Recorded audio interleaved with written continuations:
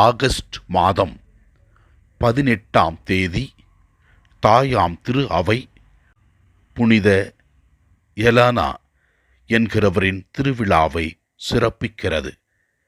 இவர் கான்ஸ்டான்டின் அரசருடைய தாய். இவர் சிரியாவிற்கு புனித பயணம் மேற்கொண்டபோது இயேசு அறையப்பட்ட சிலுவையை பெற்றதாக கூறுகிறது. இவர் பல நபர்களுக்கு பாதுகாவலியாக இருக்கிறார். குறிப்பாக மனம் மாற்றம் பெற்ற மக்களுக்கும் திருமண வாழ்க்கையில் கஷ்டப்படுகிற தம்பதியர்களுக்கும் இவர் பாதுகாவலராக இருக்கின்றார்.